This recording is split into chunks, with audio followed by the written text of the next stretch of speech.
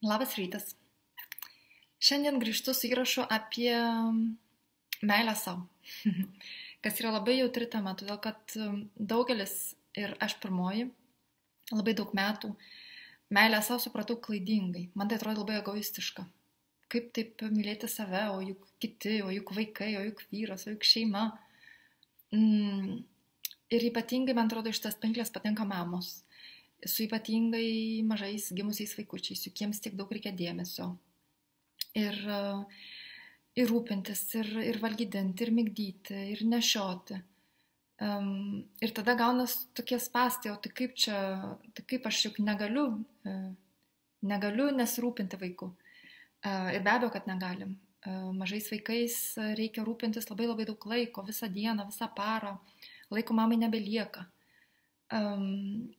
Bet tai būna, manau, iš pat pradžio, po to vaikui augant po truputį, po mėnesio, metai po metų, laiko mamai atsiranda daugiau ir aš pati, man atrodo, visai nesnei supratau, kad ta meilė savo, jinai nebūtinai turi būti tokia labai akivaizdi ir išskirtinė, tai nebūtinai turi būti kelionės ar kažkokie labai svarbus dalykai, nebūtinai spa, nebūtinai masažas, nebūtinai naujas drabužis. Tai gali būti labai mažos detalės dienoje, kaip pavyzdžiui, aš pavargusi, tai pasidarau savo puodelį arbatos.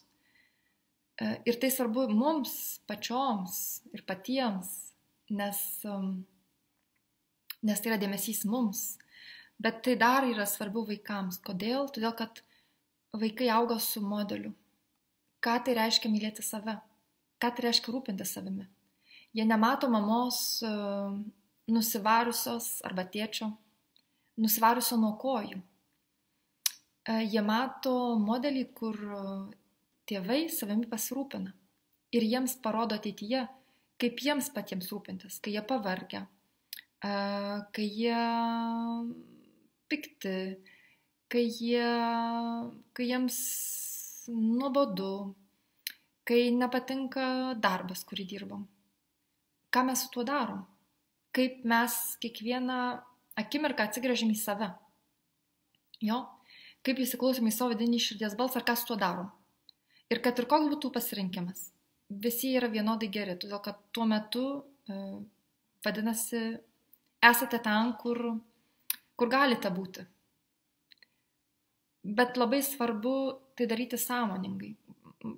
Galime dirbti darbą, kuris visiškai nepatinka.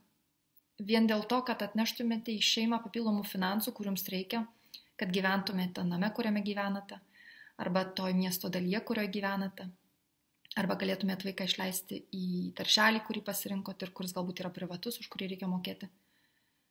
Gali būti, kad darbas jums neteikia jokio džiaugsmo, bet jūs žinote, kodėl jūs įdirbate. Kažkas yra aukštesnio už to. Ir galime tai iškomunikuoti vaikams, kad jo gali būti gyvenime tokių situacijų, kai mes darom tuos dalykus, kurie mums nepatinka. Dirbam darbą, kuris mums nepatinka. Bet aš žinau, kodėl aš jį dirbu. Nes aš noriu to ir to ir to, o kad gaučiau tai ir tai ir tai, mums reikia finansų. Blogiausia, man atrodo, dirbti darbą, kuris nepatinka, arba kažkokią tai veiklą daryti, kuri nepatinka, ir nežinoti sąmoningai, kodėl jūs tai darot. Ir net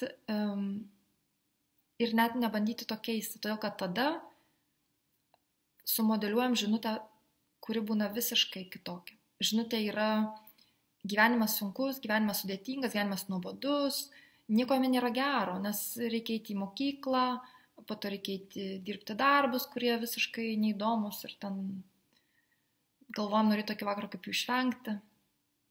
Nieko gero tam gyvenime nėra. Nieko gero. Ir kuo dažniau mes atsigręžiam į save ir susidėliojam savo galvoj prioritetus, kad taip, galbūt yra mano gyvenimas sričių, kurias norėčiau keisti, bet šiuo metu negaliu. Dėl labai daug skirtingų priežasčių. Arba, kaip aš sakau, galiu keisti, nes mes iš esmės viską galim keisti. Yra labai labai mažai dalykų, kurių negalim padaryti. Tik tai nenoriu to kainos sumokėti šiuo metu, nes tai, ką turiu, man yra brangiau. nemylimas, tarkim, darbas, man yra svarbiau šiuo metu, todėl kad jisai atneša pinigus, kuriuos aš investuoju va čia, nes man tai yra svarbu. Bet tai reikia įsisąmoninti ir suvokti.